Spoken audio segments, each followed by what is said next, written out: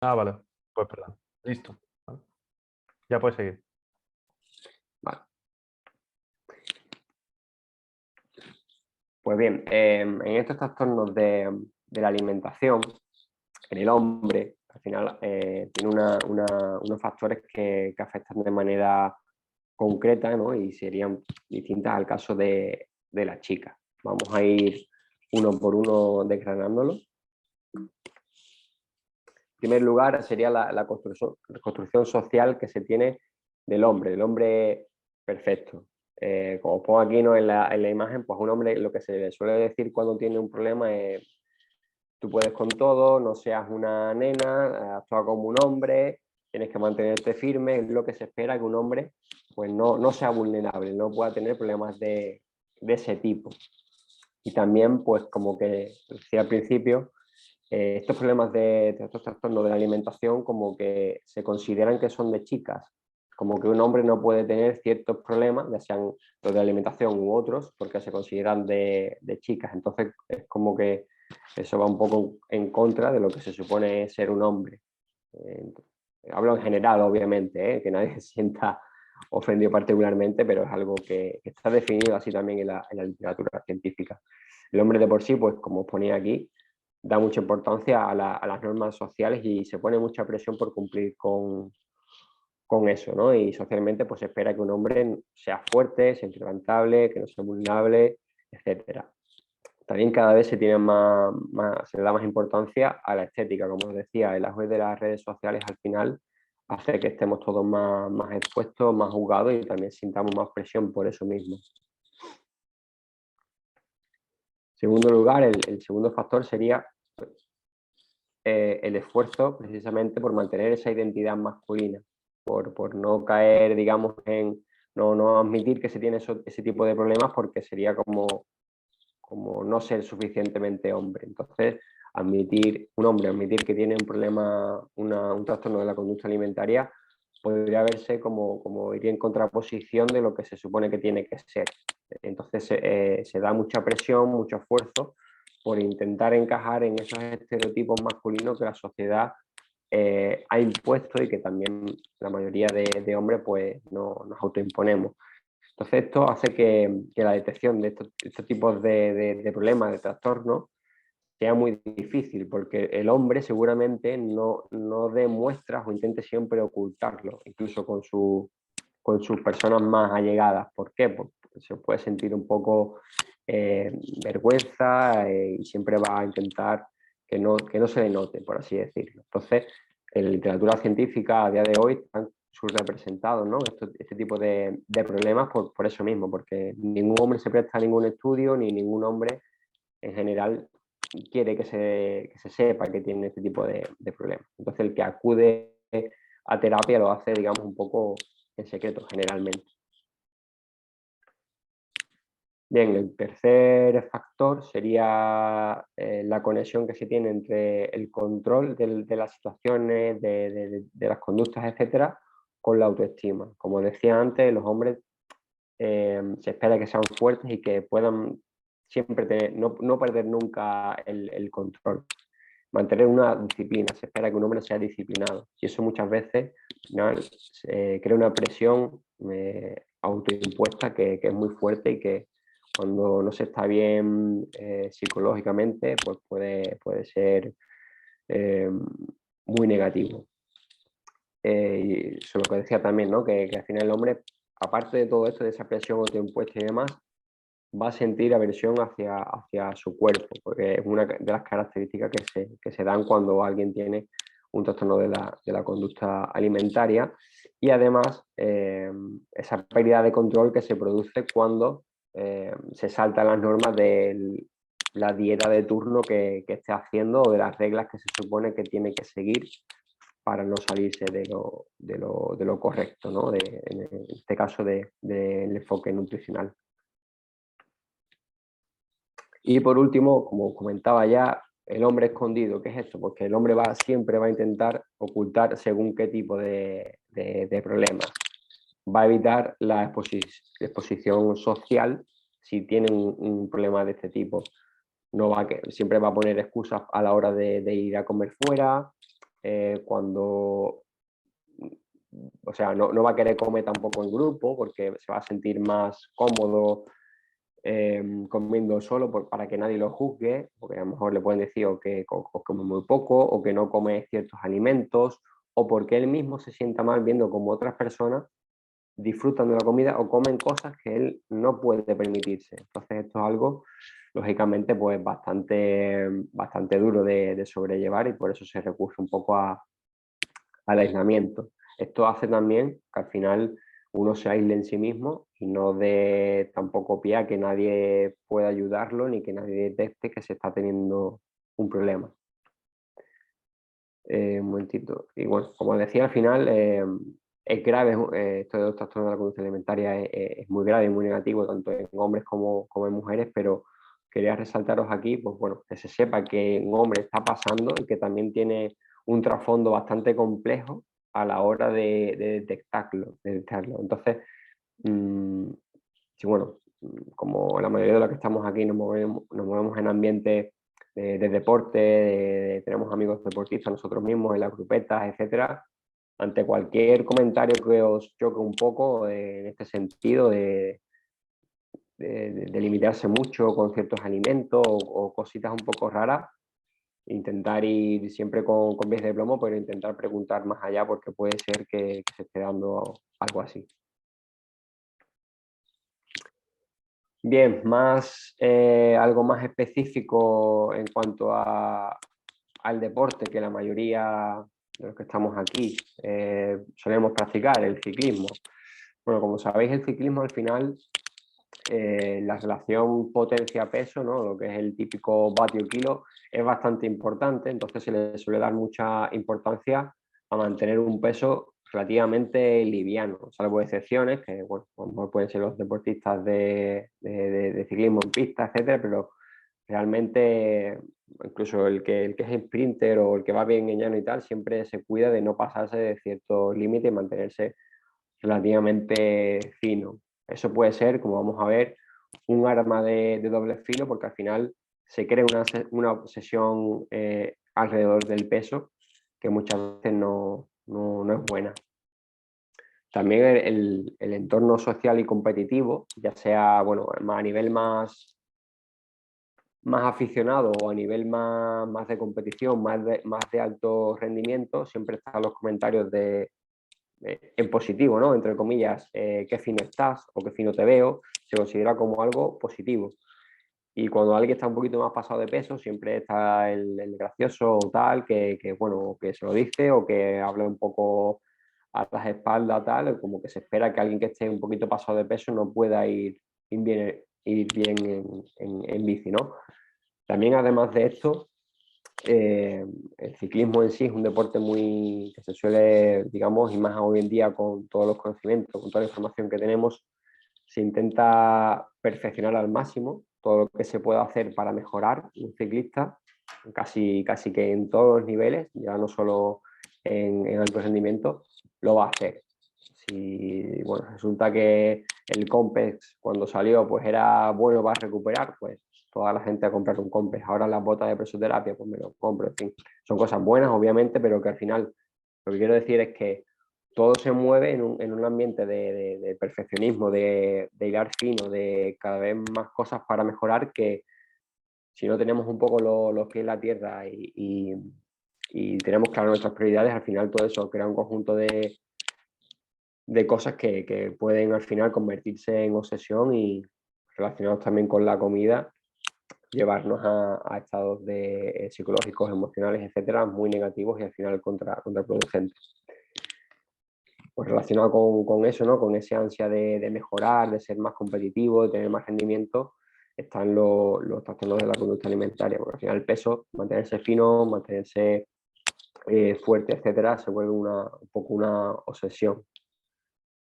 Y entonces, pues bueno, el apoyo nutricional aquí es muy importante, pero importante además a la hora de tanto de divulgar como de apoyar al ciclista y entenderlo, ¿no? Esas características concretas que os comentaba de la obsesión que se suele tener, y también darle herramientas prácticas para que él mismo pues sepa identificar qué alimentos le van a ir mejor según el tipo de entrenamiento o según qué fase de entrenamiento, y que al final, digamos, hagamos una especie de educación nutricional, por así decirlo, digamos, los nutricionistas o los que nos dedicamos al sector de la nutrición. No simplemente nos dediquemos a promover un cierto estilo de alimentación que sea el que a nosotros no nos convenza más, sino que realmente vayamos un poquito más allá y si de verdad queremos ayudar a las personas, lancemos un mensaje precisamente de ayuda y no de buscar forofos de nuestra dieta de turno. Y un poco, bueno, en relación con todo esto, esta importancia del peso, de ese entorno de competitividad, de perfeccionamiento y tal, están los requerimientos energéticos muy elevados, que ya os comentaba al principio. Un deportista de resistencia, un ciclista, al final va a entrenar casi que mínimo 9, 10, 12 horas a la semana, que eso al final implica un gasto de energía bastante alto, y si además lo unimos a que el gran grueso de la población no es profesional y que además tiene un trabajo muchas veces muy físico, una familia, unas tareas de la casa, etcétera, pues más gastos energéticos aún. Esto hace que al final los requerimientos sean elevados y que si no se presta atención, digamos, a cubrirlos, pues se pueda caer en ese déficit de energía que, si se mantiene, pues puede dar lugar a todas esas consecuencias negativas que hemos comentado. Bien, simplemente algo que ya os decía, que sepáis que también está reflejado en la literatura científica, que eso, los deportistas de resistencia, sobre todo, o cualquier deportista en los que el peso sea un factor importante a la hora de mejorar el rendimiento, tienen mayor riesgo de desarrollar un trastorno de la conducta alimentaria, o TCA, como serían sus siglas.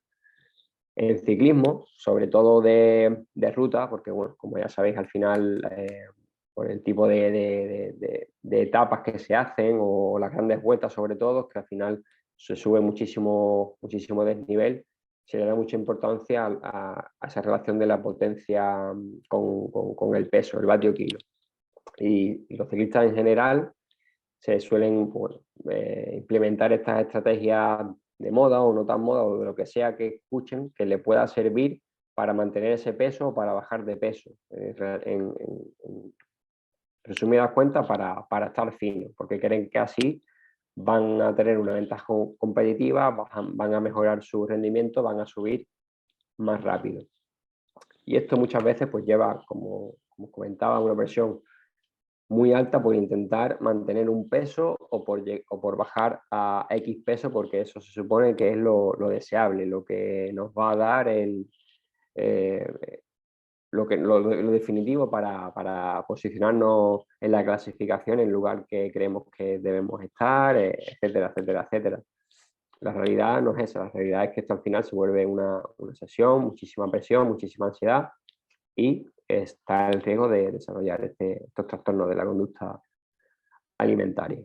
Todo esto obviamente fomentado por ese ambiente de hipercompetitividad que cada vez más también se da en círculos pues, más aficionados, porque al final digamos que la competición en ciclismo, entre comillas, se ha democratizado, y prácticamente todos los fines de semana pues tenemos en cada comunidad autónoma 5 o 6 pruebas como mínimo.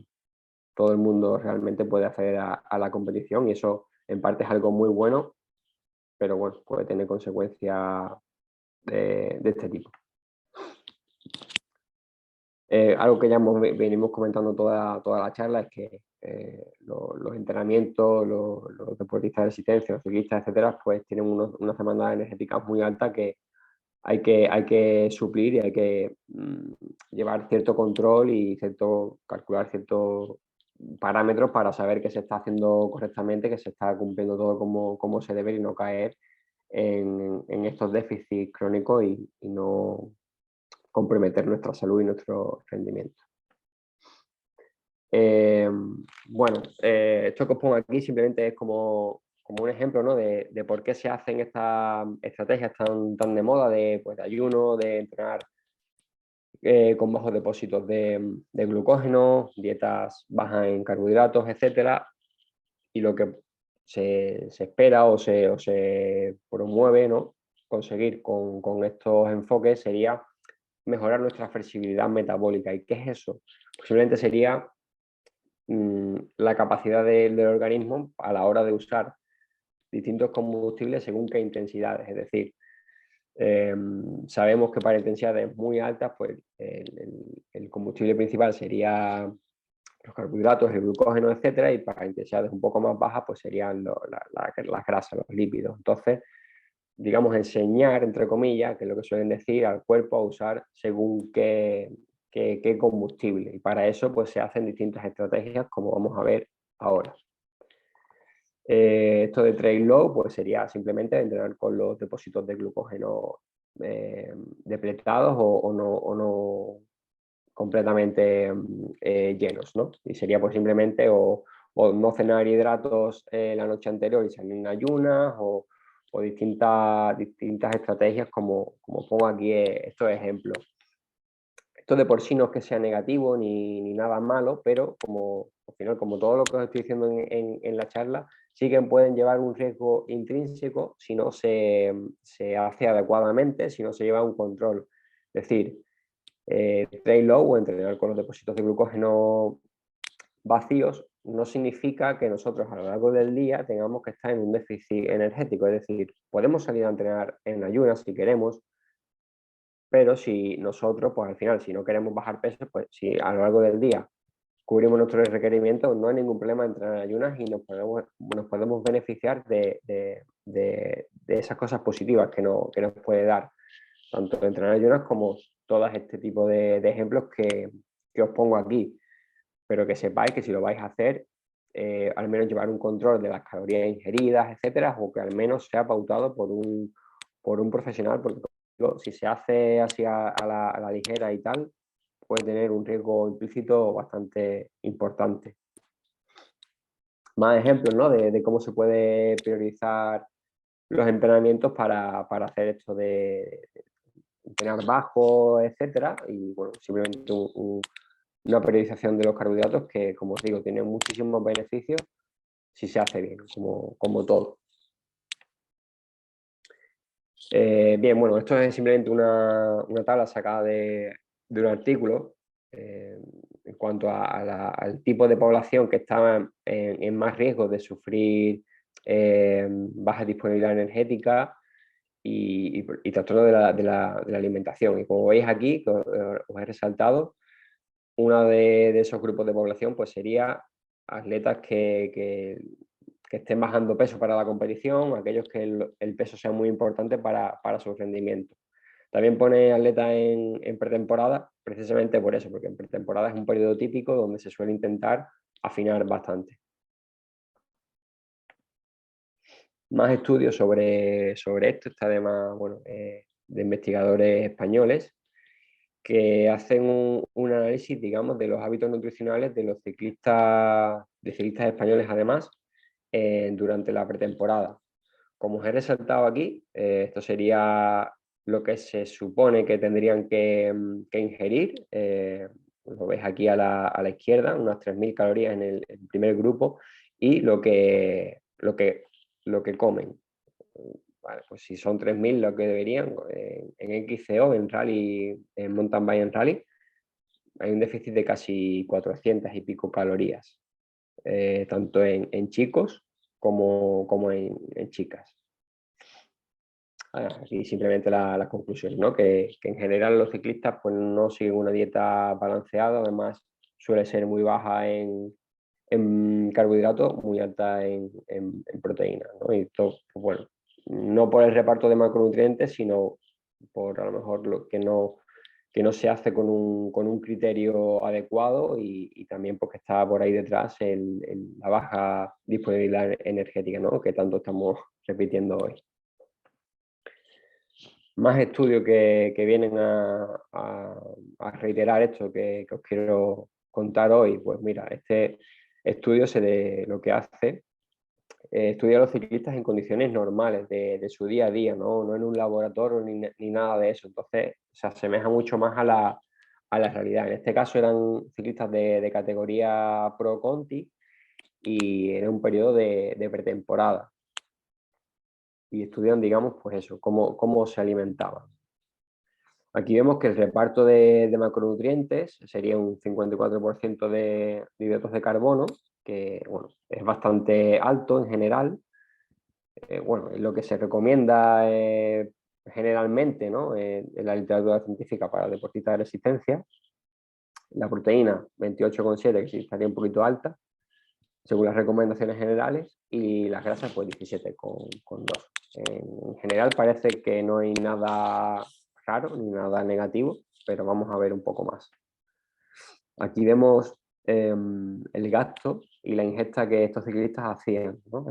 Día por día. Como vemos, hay mucha variabilidad entre sujetos, porque como os digo, al final cada uno estaba en su casa y hacía lo que solía hacer siempre, ¿no? En general, como vemos, el gasto es mayor a la ingesta, o sea que se está en un déficit energético. Esto pues, va a conllevar a una baja disponibilidad energética, por lo menos algunos días de esto que se estudia. Y lógicamente, pues el rendimiento se va a ver afectado. Es decir, si tenemos por delante una semana importante de carga alta en el entrenamiento y nosotros resulta que un día comemos un poquito más, pero antes de un día importante de entrenamiento específico o muy duro, etcétera, pues no hemos cubierto nuestros requerimientos o no hemos hecho esa carga de carbohidratos importante, ¿no? Y interesante para rendir bien el día siguiente, pues lógicamente no vamos a afrontar ese entrenamiento con las mejores condiciones posibles, o nos va a costar más esfuerzo o nos va a implicar más días de recuperación. Por tanto, el rendimiento se va a ver afectado. Aquí en este gráfico lo que representa serían las recomendaciones que se encuentran en la literatura científica, que están, digamos, más o menos aceptadas en general, con lo que estos ciclistas solían hacer. ¿Qué pasa? Y algo que creo que es bastante común y típico, pues que el día de descanso se llega fácilmente a esas recomendaciones de carbohidratos, incluso se sobrepasaban. ¿Por qué? Pues bueno, porque al final si nosotros estamos todos los días anteriores recortándonos y pasando un poquito de hambre con esto de estar fino y tal, ¿qué pasa? Que el día de descanso, como no entrenamos, también tenemos más tiempo para estar en casa, para aburrirnos, para relajarnos un poquito más, y entonces es ahí cuando el cuerpo te da eso, entre comillas, antojos, ¿no? De sobre todo comidas altas en carbohidratos. Además, vemos que los días de entrenamiento muy duros, por lo tanto, los días que se tienen un gasto muy elevado, no se llega a cubrir esas recomendaciones de hidratos de carbono. Esto puede ser por dos motivos o darse los dos motivos a la vez, que sería, como decía antes, cuando se tienen unos requerimientos tan altos es complejo muchas veces si no se pone énfasis y conciencia en querer hacerlo, calculando la cantidad de hidratos que se comen o porque un profesional te haya pautado una dieta, llegar a esos requerimientos. Y por otra parte, también tenemos que los días pues, que se entrenan más horas o más duro, muchas veces se aprovecha esto para intentar recortar más. Es muy típico, bueno, el día de fondo de la semana, más ahora en invierno, pues bueno, salgo un poco tarde, ya me salto ahí la comida de media mañana, y si ya llego también tarde porque he salido para aprovechar las horas de más calor, pues a lo mejor llego a casa a las 3 de la tarde o a las 4, hago el almuerzo y ya hasta la cena, pues no como nada. Entonces al final estamos haciendo ahí menos ingestas, por lo tanto menos calorías que estamos consumiendo y por lo tanto mayor déficit energético.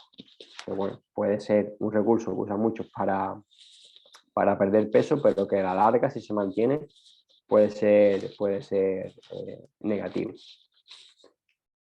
Y bueno, esto son las conclusiones de este estudio y en general también un poco de lo que os quería transmitir con todo esto, ¿no? Sería pues eso, muy cansino, pero para que os quede claro.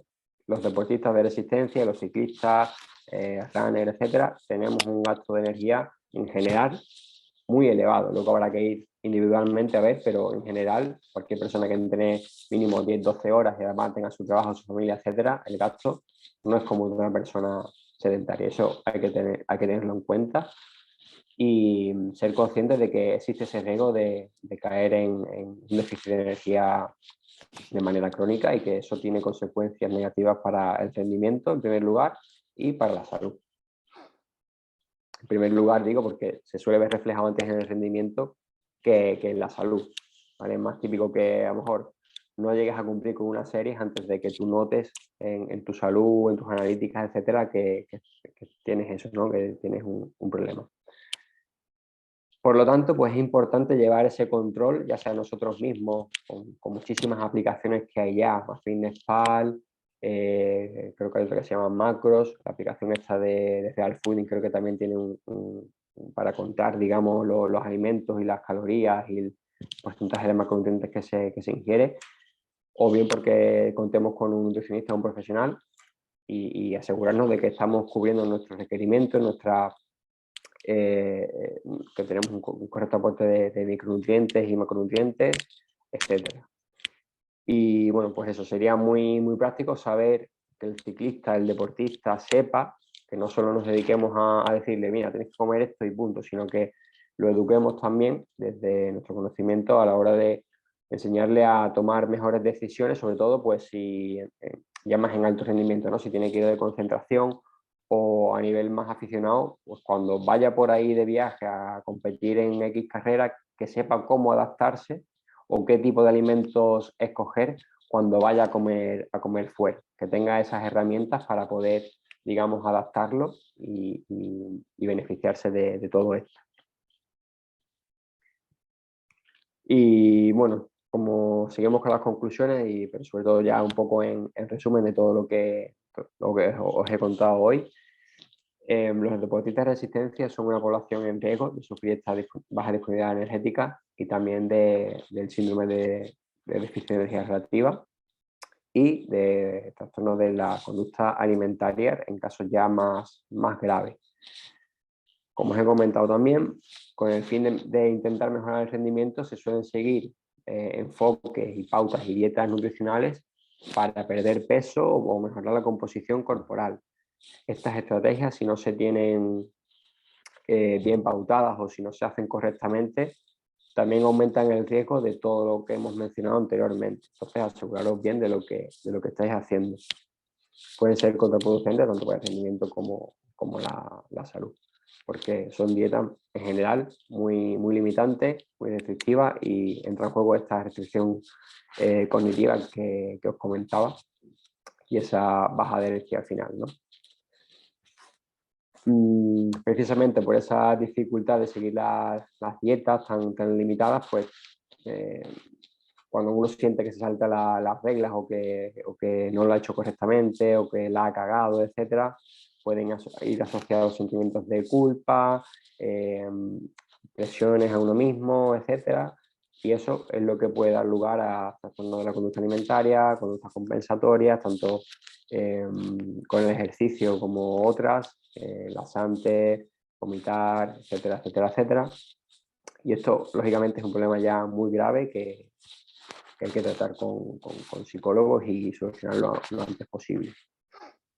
Sabemos, como quería también transmitir, que los hombres también entran dentro de esta población en riesgo y que sabemos ya de primera mano que cada vez es más común por todos los factores que os comentaba antes, pero que también es muy difícil de poder detectarlo por esos factores que influenciaban al hombre y a la sociedad en cuanto a lo masculino.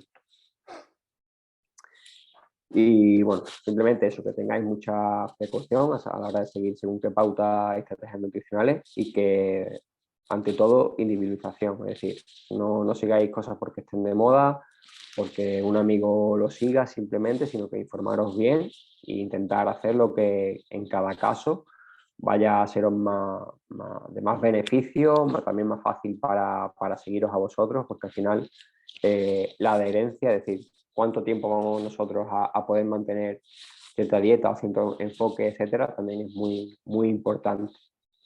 Y que al final esto de la nutrición pues no se trata de posicionarte de manera inamovible en un bando u otro. Aquí no se trata de bandos, no es una guerra con los defensores de los carbohidratos con los defensores de los carbohidratos bajos o de las grasas. Se trata de, al final, encontrar lo que a cada uno, en función de su día a día, de su deporte, de su objetivo, le vaya a venir en mayor beneficio, tanto en salud, que es la prioridad, como en rendimiento, ¿no? Así que simplemente pues sería eso. Muchas gracias a todos. Ya me callo un poco y dejo que me preguntéis todas las dudas o sugerencias, cualquier cosa que queráis comentar. Bueno, si quieres yo te voy pasando las preguntas y así tú solamente tienes que limitarte a responderlas. La primera de Manu. Sergio, ¿encontrar alguna razón en concreto para que el déficit fuera mayor en XCO que en carretera? No, simplemente era un estudio más bien descriptivo. Se dedicaron digamos, a analizar lo que es simplemente el reparto de macronutrientes, de micronutrientes, analizar la dieta básicamente, no a los motivos de por qué hacían eso. Sí que se habla en el estudio que, bueno, al ser en pretemporada, y también como he comentado en otro momento de la charla, se tiende a intentar afinar en pretemporada, porque es lo típico, estamos más lejos de las competiciones y tal, y al final, como también en pretemporada en general suelen ser los entrenamientos menos intensos, pues se presupone que es un buen momento para intentar afinar. Ok. Iker Trigo nos pregunta que si hay alguna diferencia entre el síndrome y la baja disponibilidad energética. Yo creo que son cosas totalmente diferentes, ¿no? Sí, a ver, son diferentes, pero también van Sí, está muy relacionada. Muy relacionada, es decir, digamos que la baja disponibilidad energética es lo que da paso luego al síndrome. El síndrome porque engloba una serie de consecuencias negativas. La baja disponibilidad energética simplemente te puede pasar un día en concreto, simplemente, aunque no sea lo normal, pero puede ser simplemente que tú ese día hayas gastado más de lo que has ingerido, entonces tienes menos energía disponible para tus funciones vitales, para tu entrenamiento, etc. Entonces, la baja disponibilidad energética puede ser cosa puntual de un día o días intermitentes, y el síndrome se da cuando esta baja disponibilidad energética se mantiene de manera crónica durante el tiempo. Correcto. David Hon nos dice que en una entrevista Contador dijo que él tenía un 7% de grasa, que él no podía competir y que llegaba al 3% en el Tour. Y dice que si no es demasiado poco. Sí, yo creo que eso fue de lo primero que reaccionamos en Twitch, me parece. Sí, ahí yo creo que se le fue un poco la pinza o no, o simplemente que estaba mal medido. Hay que decir que según qué método se use para medir el porcentaje de grasa, se puede caer en estos tipos de errores. Por ejemplo, máquinas de bioimpedancia, que quizás lo más común, típica tanita, al final o sea, le influye mucho el estado de hidratación que se tenga, etcétera. Entonces, Claro. si el contador se hizo esta prueba después de venir de entrenar ese mismo día o el día anterior o lo que sea, pues hemos estado un poquito deshidratado y pues salió que tenía ese porcentaje de grasa. Lo digo por experiencia porque yo muchas veces me he medido así y a lo mejor cuando más fino he podido estar, a lo mejor también me ha salido eso, que estaba en un 4% y ya os digo yo que no he estado en mi vida en un 4%. Claro. Mira, por aportar ahí algo de información, porque muchas veces este tipo de cuestiones surgen por algo que ha explicado Sergio entre las charlas, y es que aquí el ciclista parece que tiene que estar anoréxico para poder rendir. ¿Sabes? Y precisamente Contador colgó sus datos de un test de 20 minutos, que es famoso porque dio 450 vatios o una cosa así, y supuestamente Contador pues pesaba cuando estaba en forma unos 60 kilos. Si tú divides, pues te da una cantidad de vatios kilos brutal. Y sin embargo, estamos viendo cómo gente que pesa bastante más le está arrebatando, bueno, está subiendo bastante más rápido que él cuando él competía. Tú ves los tiempos en cada puerto del Tour y demás, y gente como Pogačar y demás, que pesa más, que pesa unos 65 kilos, son gente que rondan esos pesos, le están quitando los tiempos en los puertos. Y eso, verás, creo que muchas veces sobreestimamos la cualidad propia que tiene el vatio kilo, que muchas veces le damos un valor que realmente no tiene. Y cuentan mucho más los vatios per se que el vatio kilo, ¿no? Que también lo ha comentado un poco Sergio en la charla. Tenemos Sí. ahí a Alfredo. Cuando utilizas el ayuno bien controlado para mejorar la oxidación de grasa, ¿cuántos días a la semana aproximadamente lo haces? Entiendo que te refieres a el entrenamiento.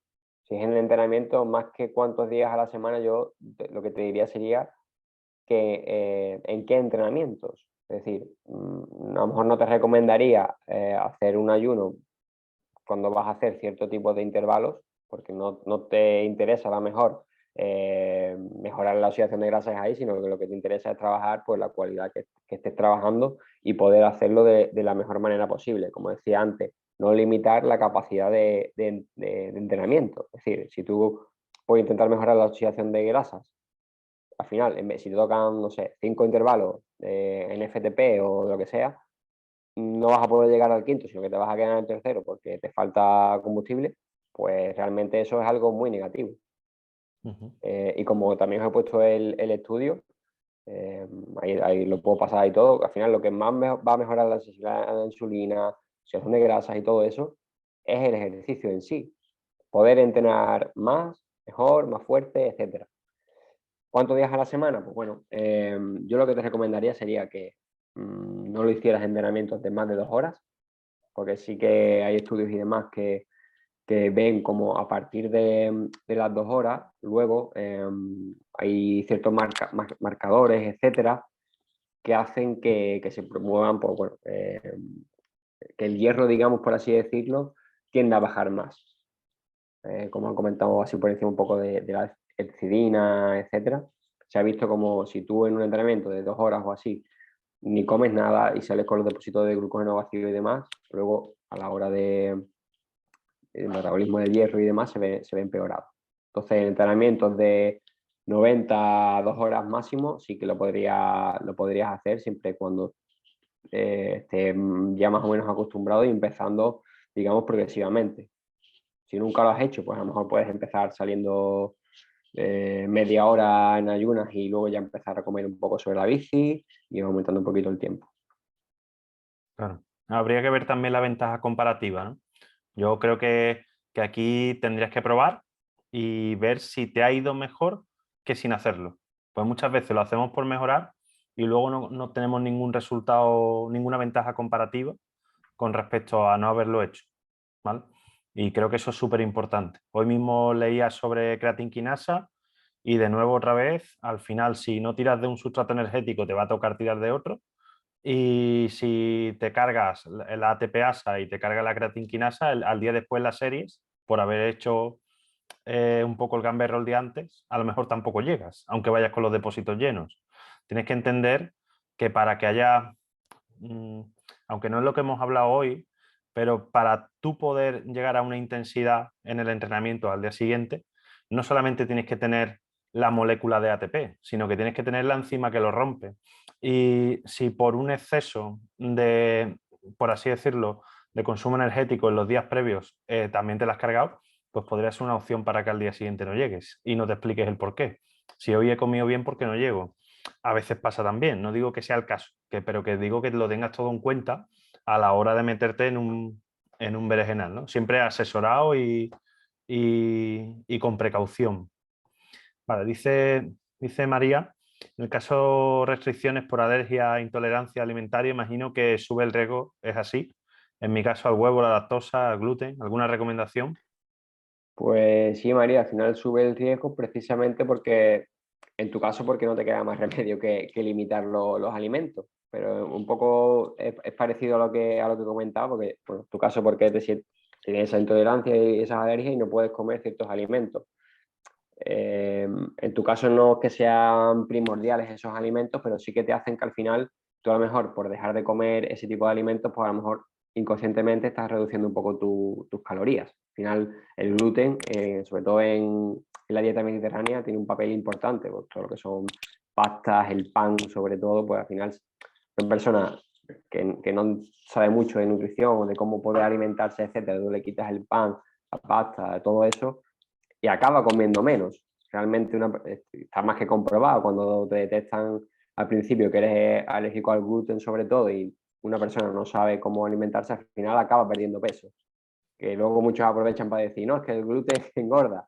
No, no es que el gluten no engorda, sino que al final tú pues has sustituido el pan por otra cosa, por más verduras, por más lo que sea, o por más proteína, que es lo que suele pasar, y acabas perdiendo peso porque estás en un déficit energético.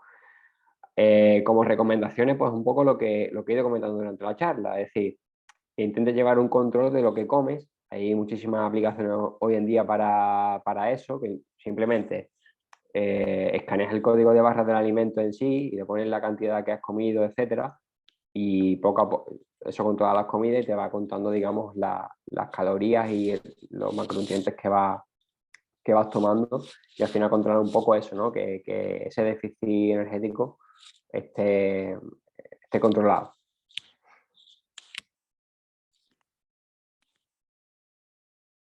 Bueno, parece que ya no hay más preguntas. Muchas gracias a todos los que habéis asistido. Muchas gracias, Sergio, por la charla, que ha estado súper interesante. Espero que os haya servido a todos para aprender algo. A mí desde luego me ha servido, que no conocía siquiera ese síndrome. Así que súper bien. Y nada, nos vemos la semana que viene. Tenemos la charla sobre el Spliff con Iván de Lucas, que es una aplicación que hace las veces de encoder, para quien no la conozca. Es un encoder que básicamente se basa en la utilización de un smartphone y su acelerómetro para poder medir la velocidad de ejecución.